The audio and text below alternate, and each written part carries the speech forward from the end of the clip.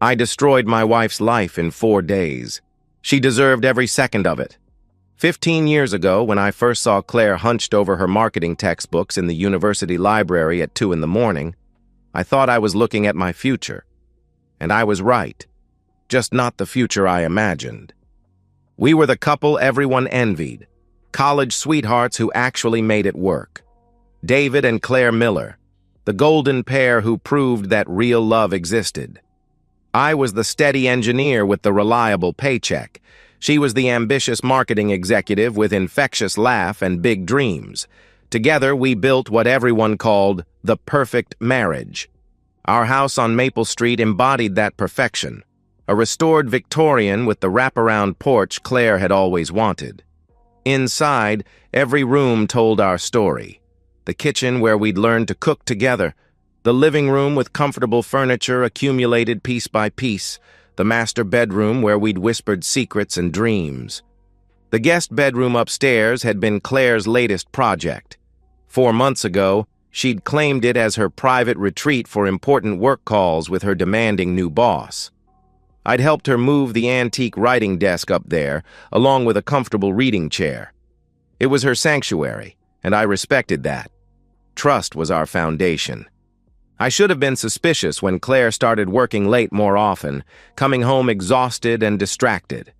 When conversations became shorter, more surface level. When she kept her phone face down and stepped outside for certain calls. But Claire had just been promoted to senior marketing director, and her new boss Richard was notoriously difficult. Work stress made sense. That Saturday morning in March changed everything.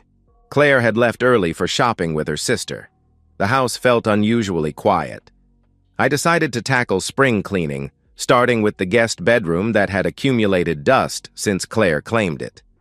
Moving furniture revealed forgotten secrets. Behind the writing desk, I found a hair tie that wasn't Claire's usual black elastic. This one had tiny pearls. Under the area rug, I discovered a contact lens case, still moist. Neither of us wore contacts. But when I moved the bed frame to vacuum underneath, I found something that stopped my heart completely. An ashtray. A small ceramic ashtray decorated with painted flowers, hidden where no casual glance would find it. Inside were 5 cigarette butts, each marked with red lipstick stains, the same passionate crimson shade Claire wore religiously. Neither of us smoked. Claire was militantly anti-smoking, having lost her grandmother to lung cancer. She'd made me quit my occasional social smoking when we got serious. The smell of tobacco in restaurants still made her leave immediately. The cigarette butts were different brands, Marlboro Lights and Camels, suggesting multiple visits. The lipstick stains were fresh. The ashtray was hidden deliberately, positioned where only someone moving the bed would discover it. My hands shook. How many times had someone sat in this room, in our home, smoking with my wife? How long had this been going on? I set the ashtray back exactly where I'd found it, my mind racing through desperate explanations. Maybe Claire had started smoking secretly due to stress? Maybe she was too embarrassed to tell me? But I knew these were lies. Someone else had been in our home, sharing cigarettes with my wife in the room I'd helped make beautiful. When Claire returned 3 hours later, I was reading in the living room, looking peaceful. But everything had changed. Our perfect marriage had developed a crack, and I could feel the entire structure beginning to shift. "David? I'm home," she called out, her voice carrying unusual cheer. "In the living room," I called back. She appeared with shopping bags and a bright smile, more radiant than she'd been in months.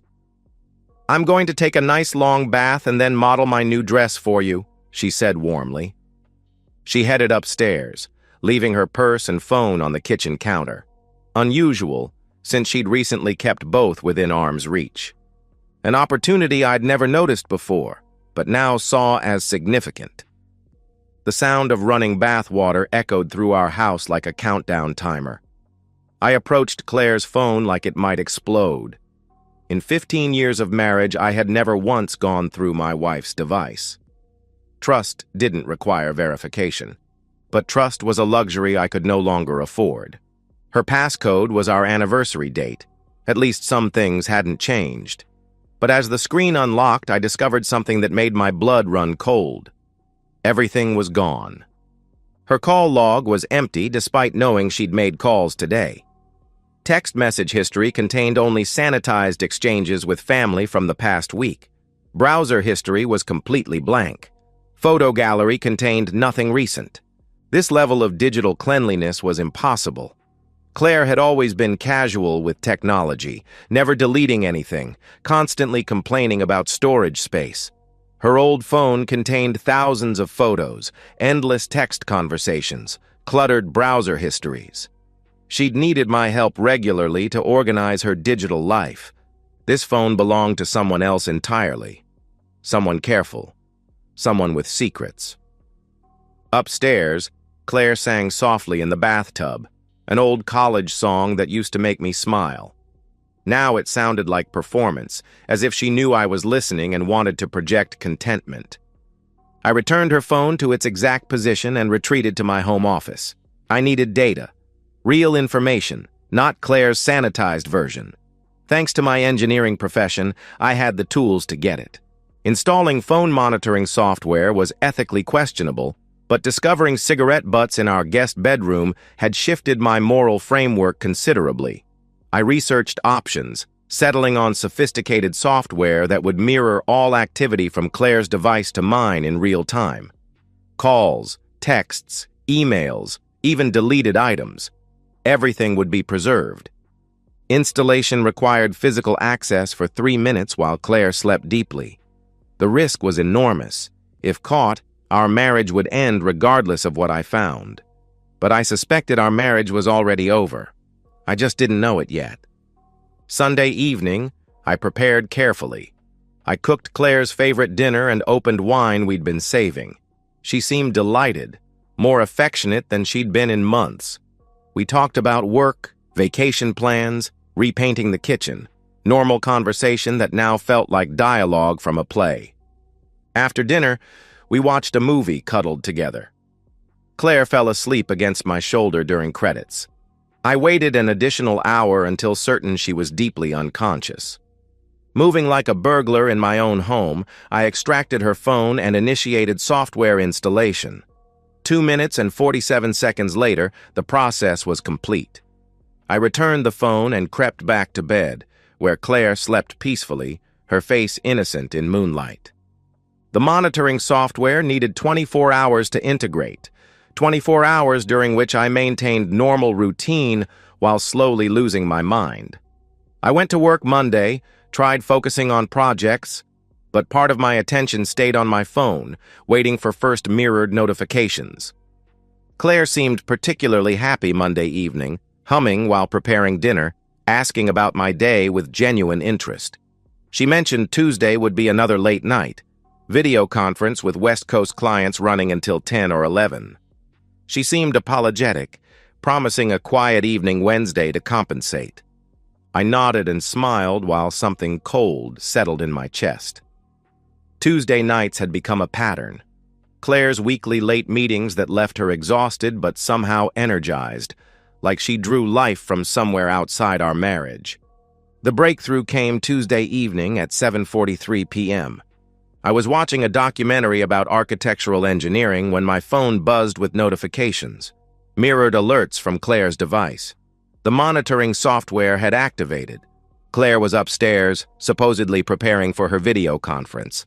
But notifications flooding my phone told a different story. Text messages appeared in real time between Claire and Richard, her boss. Richard had written, "Can't wait to see you tonight. I've been thinking about last week all day." Claire had replied, "David just settled in downstairs. Give me 20 minutes to get him ready, then come over." Richard responded, "Same plan as always?" Claire answered, "Of course. He'll be out cold in 15 minutes. I have everything ready." I stared at my screen, reading words over and over, hoping they would rearrange into something innocent. But there was no innocent interpretation. More messages appeared. Claire had texted, "I put extra in his coffee tonight. He should be completely unconscious by 8:15. Richard replied, Perfect. Should I use the back door? Claire responded, Yes, I'll unlock it now. Can't wait to feel your hands on me again. The phone slipped from my fingers. My wife was drugging me. Every Tuesday night's unusual drowsiness suddenly made sense. Falling asleep earlier despite adequate rest. Mornings when I woke groggy and disoriented. Claire had been slipping something into my evening coffee, ensuring unconsciousness while she entertained her lover. The betrayal was so complete, so calculating, I couldn't process it. This wasn't weakness or mistake. This was premeditated, systematic deception spanning weeks, maybe months. As I sat in shock, I heard Claire's footsteps coming downstairs. "David?" she called sweetly. "I'm making coffee. Would you like your usual?" My usual. The coffee she'd been doctoring for weeks, transforming our evening ritual into assault weapon against my consciousness. "That sounds perfect," I managed to respond. "Thank you, sweetheart." Claire appeared moments later with steaming mugs and the soft smile I'd fallen in love with years ago. She looked beautiful, radiant, her eyes bright with anticipation for another successful night of deception. "Here you go," she said, settling beside me and handing me the mug. "I added extra cream tonight. I know you've been stressed." Extra cream to mask whatever drug she was using. I accepted the coffee with steady hands while my phone buzzed with another message from her lover. Richard had texted, "On my way. Is he ready?" The coffee cup felt like it weighed 1,000 pounds. I could smell our favorite blend, but underneath was something else, a faint chemical odor I'd dismissed as cleaning products. How many Tuesday nights had I consumed this poison willingly? Claire sat beside me, her body language casual, but I sensed predatory attention. She was watching for signs the drugs were taking effect, waiting for me to become the compliant victim she needed. "I'll be right back," I mumbled, letting my voice slur slightly. "Need the bathroom." "Of course, honey," she replied supportively. "Take your time." I walked unsteadily to the hallway bathroom, coffee mug in hand. Once inside, I locked the door and immediately dumped the contents down the sink, watching doctored liquid swirl away. I rinsed the mug thoroughly, then filled it with tap water. In the kitchen, I quickly prepared fresh coffee, ensuring it matched the temperature and appearance of Claire's preparation. The process took 3 minutes but felt eternal. Every sound from the living room made me freeze. Returning to the couch, Claire looked up with seeming concern. "You look tired, David." "Maybe you should relax," she suggested. "Yeah, I think I will," I said, settling beside her and sipping clean coffee. "This is hitting me harder than usual." The lie came easily. I let my eyelids grow heavy, breathing deepen, posture slack against cushions. Through barely opened eyes, I watched Claire watch me, her expression shifting from concern to satisfaction as she believed I was succumbing. My hidden phone continued buzzing with notifications from her conversation with Richard. Each vibration felt like electrical shock. By 8:20, I was slumped completely against cushions, breathing in deep, regular rhythm of unconscious sleep. Claire waited several minutes before moving, testing my responsiveness by saying my name softly, then loudly. When I failed to react, she finally stood. "Sleep well, darling," she whispered, her lips brushing my forehead in a kiss that burned like acid. I listened to her footsteps, to the kitchen first, where the back door clicked unlocked, then upstairs to the guest bedroom for final preparations. The house settled into silence. At 8:35, the back door opened carefully. Footsteps crossed our kitchen floor, deliberately quiet, but unable to avoid the creaking board near the refrigerator. A man was creeping through my house, believing he was safe because my wife had drugged me unconscious. I cracked my eyes enough to see a tall figure moving through hallway shadows. Richard was exactly what I'd expected. Confident, well-dressed, even for clandestine encounters, moving with familiarity of someone who'd done this before. He paused at the stair's bottom, looking toward where I lay supposedly unconscious, then smiled with satisfaction before heading up. Sounds of their reunion drifted down. Claire's delighted laughter, Richard's deep voice, then silence that spoke louder than conversation. They were in bed together in the room I'd helped decorate. I forced myself to remain motionless, body rigid with fury while maintaining drug-induced sleep appearance. But my mind raced, calculating, planning. This wasn't just adultery anymore. This was systematic deception, chemical assault, betrayal demanding comprehensive consequences. While they occupied themselves upstairs, I carefully retrieved my phone and reviewed captured messages. The conversation history revealed the affair's full scope, and what I discovered made my stomach turn. The relationship had begun 4 months ago during late-night work sessions. What started as professional collaboration became personal, then sexual, then something far more dangerous. They weren't just having an affair. They were planning a future together requiring my complete removal. Earlier messages revealed discussions about my increasing instability, manufactured incidents they were documenting to build a case for mental incompetence. Richard had suggested increasing dosage, creating more dramatic episodes of confusion and disorientation. The plan was eventually having me committed to psychiatric facility, allowing Claire to claim our assets and begin her new life without messy divorce complications. This wasn't adultery. It was attempted psychological murder. I screenshot every message, every photo, every piece of evidence, while sounds from upstairs confirmed they were too distracted to notice phone activity. The monitoring software had preserved everything they thought deleted, creating a digital trail that would destroy both lives. But evidence wasn't enough.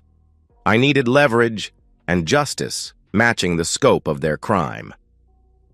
Over the next hour, while they enjoyed what they believed would be another consequence-free night, I began planning their destruction. I researched Richard's background, discovering he was married to Sarah with 2 children under 10.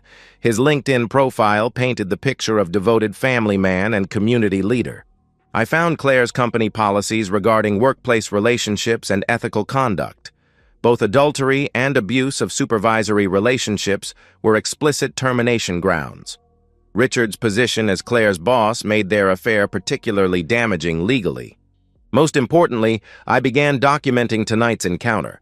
Using my phone's camera, I photographed the unlocked back door, evidence of someone else's presence, sounds from upstairs. I recorded timestamps, documented physical evidence, created comprehensive records impossible to deny. At 11:15, I heard movement upstairs. Voices, running water, sounds of 2 people preparing to separate and return to deceptive lives. Richard would slip out believing he'd successfully used and humiliated an unconscious husband again. Claire would check on me, confirm I was still sleeping, and go to bed satisfied with another perfectly executed betrayal. But this was the last time they would underestimate me. Over the next 3 days, I would implement their complete destruction, and unlike their sloppy emotional planning, my revenge would be methodical, thorough, and absolutely devastating. The back door closed softly at 11:28. Claire's footsteps approached the living room, and I prepared to give her one final performance as her drugged, helpless victim. After tonight, I would never be helpless again. The next 4 days passed in controlled madness. I maintained our normal routine while systematically dismantling the lives of 2 people who had tried to destroy mine. Every smile I gave Claire, every casual conversation about dinner plans, was performed while evidence compiled automatically and revenge plans crystallized. The monitoring software continued capturing everything. More messages revealed their relationship's full scope and future plans. They'd discussed vacation destinations for their post-divorce life, analyzed my potential reactions to psychological provocations, and calculated financial benefits of having me declared incompetent rather than simply divorced. Richard had consulted with a lawyer about involuntary psychiatric commitment, forwarding information to Claire with messages like, "This could work faster than we thought," and "we just need a few more documented episodes." They had been poisoning me, gaslighting me, and plotting my institutional imprisonment so they could steal my life. The premeditated cruelty was breathtaking, but I had advantages they didn't know about. My engineering background taught systematic thinking, planning for contingencies, and executing complex projects with precision timing. While they were amateurs driven by lust and greed, I approached their destruction like a professional contract. First, I documented everything. Every message, photo, and incriminating detail was preserved, backed up, and organized into a comprehensive dossier telling their story with devastating clarity. I included timestamps, technical metadata, and annotations making denials impossible. Then I researched their vulnerabilities. Richard's wife, Sarah, was a kindergarten teacher active in their children's school and church community. She had social media profiles full of family photos and proud posts about her husband's achievements.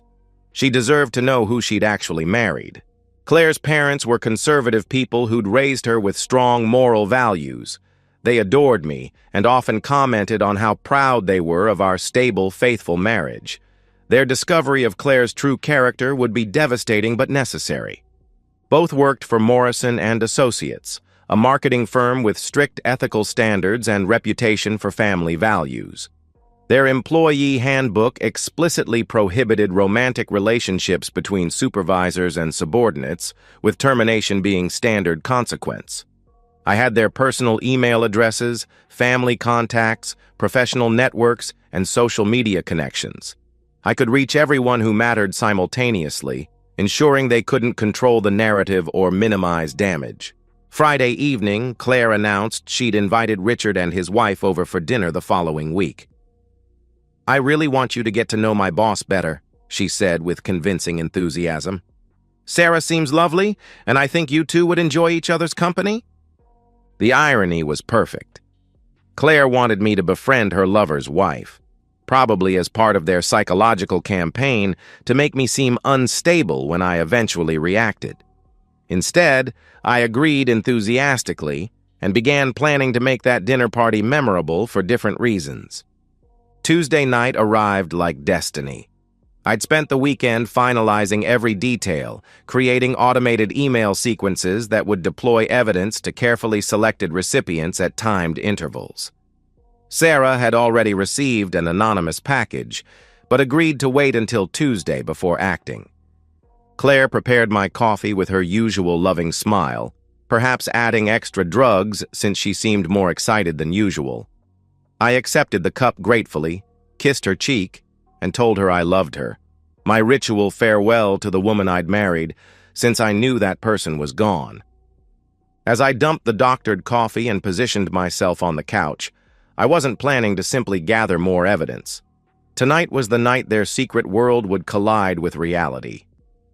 Richard arrived at 8:35, using his key with casual confidence of someone who'd done this dozens of times. He paused in our kitchen to text Claire. "He's out. Coming up." I waited until I heard them settle into their routine upstairs, then quietly stood, turned on every living room light, and positioned myself at the stairs' bottom. "Claire," I called conversationally, "could you come down here for a minute?" The silence that followed was profound. No more intimacy sounds, no whispered conversations, just heavy quiet of two people realizing their world had fundamentally shifted. "David?" Claire's voice was high, uncertain, containing the first genuine fear I'd heard in months. "Yes, darling. You too, Richard." "I know you're both up there," I responded calmly. Frantic movement followed. Scrambling, whispered arguments, people trying to make impossible decisions in seconds. Finally, footsteps on stairs, and Claire appeared wearing her bathrobe, face pale but attempting confused innocence.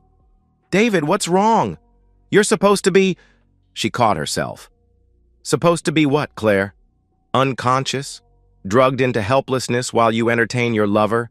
I asked evenly. The mask finally fell away. No more pretense, No more lies, just naked truth after months of deception. Claire's face crumpled. "I can explain," she started desperately. "You've been explaining for months," I interrupted, pulling out my phone and reading from their texts. Each message hit her like physical blows. "Where's Richard?" "Still hiding upstairs." "Your wife is waiting in the driveway, Richard," I called up to him. "What?" Claire whispered in shock. "Sarah's outside. She has copies of everything. She's also called your employer, your parents, and several others who should know what kind of person they've been trusting," I explained matter-of-factly. I walked to our front window and pulled back the curtain. Sarah's car was parked across the street, and she was making difficult phone calls. "The emails went out an hour ago. Everyone who matters to both of you now knows exactly who you really are," I continued. Richard finally appeared, partially dressed and looking like a man watching his life end. "David, we can work this out," he pleaded. "Work what out?" "Consequences. Justice? Complete destruction of two people who tried to have me declared mentally incompetent so they could steal my life?" I asked coldly. I held up my phone, showing the comprehensive dossier. 4 months of evidence, systematic drugging, conspiracy to commit fraud, attempted psychological manipulation. Claire collapsed onto our couch where she'd drugged me dozens of times. "Please, David, I made mistakes, but we can fix this," she begged. "We can't do anything, Claire. You destroyed our marriage the first time you decided to drug me," I stated firmly. I walked to our front door and opened it wide. 10 minutes to gather what you need for tonight. Tomorrow, my lawyer will contact you about divorce proceedings. Richard, go home and explain to your children why Daddy won't be living with them anymore," I instructed coldly. The next 10 minutes were chaos. Claire ran upstairs while Richard gathered scattered clothes and tried calling his wife, who no longer answered. I stood in our doorway like a bouncer, watching two people who'd believed they were intelligent suddenly realize they'd been foolish. When they finally left, I closed the door on 15 years of my life and walked into my house's silence. I poured myself a real drink and sat surrounded by wreckage of everything I'd thought permanent. My phone buzzed with messages, some from Claire begging for chances, some from Richard's wife thanking me, some from Claire's family expressing shock, but I ignored them all. Tonight was for processing what I'd lost and gained. I'd lost my marriage, trust, and faith in the woman I'd loved. But I'd gained knowledge that I was stronger than imagined, more capable of protecting myself than anyone who tried to victimize me would expect. And I'd gained justice. Perfect, complete, devastating justice that would follow them forever. 6 months later, I sit in my house, truly mine now after the divorce settlement, and assess the destruction I created in 4 days. The silence has become comfortable. No more performances, no more carefully managed conversations, no more watching for deception in every gesture. The divorce was swift and brutal. Claire's attempts to claim emotional distress crumbled under documented evidence. Her lawyer advised accepting my terms without contest. She kept her car, personal belongings, and debt. Everything else remained with the victim of her systematic assault. Claire's professional life disintegrated completely. Morrison and Associates terminated both her and Richard within 48 hours, citing ethics violations and legal liability. Their industry was small. The story of executives who drugged one's husband became a cautionary tale destroying careers permanently. Richard's destruction followed similar patterns with amplified consequences. Sarah used my evidence to secure a divorce settlement, leaving him with supervised visitation and significant alimony obligations. His church expelled him, his professional associations quietly terminated memberships, and financial ruin followed. Most fitting was their relationship's complete failure. Without deception's excitement and forbidden meetings' thrill, Claire and Richard discovered they had nothing substantial in common. Their affair had been built on lies and victimizing an innocent party. Once I was no longer available as victim, their connection evaporated. Claire made one final reconciliation attempt 3 months after our divorce. She appeared at my door looking older, wearing cheaper clothes, having lost weight unhealthily. Her eyes held desperation I'd never seen. She acknowledged understanding what she'd lost, what she'd thrown away. But understanding doesn't undo damage. I explained that she hadn't just had an affair. She'd systematically drugged me while planning psychiatric commitment. That wasn't mistake or weakness. That was calculated cruelty. She left without asking for anything else, just final acknowledgement that some actions create consequences too severe for redemption. I keep the ashtray on my mantelpiece now. Not as betrayal shrine, but as reminder of the moment I chose to stop being victim. Those lipstick-stained cigarette butts had revealed truth and given me power to reclaim my life. Some ashes are meant to be preserved, not as memorials to destruction, but as reminders of what rose from flames. And so, we've reached the end of today's story. Was it what you expected, or did it take a twist you didn't see coming? I'm curious to hear your thoughts. Share them in the comments below, and let's get a conversation going. If this story kept you hooked, make sure to hit that like button. And if you're new here or just haven't subscribed yet, now's the perfect time to join our community. I bring you fresh, captivating stories every day, so click that subscribe button and turn on notifications so you never miss out. Thanks for watching, and I'll see you in the next one.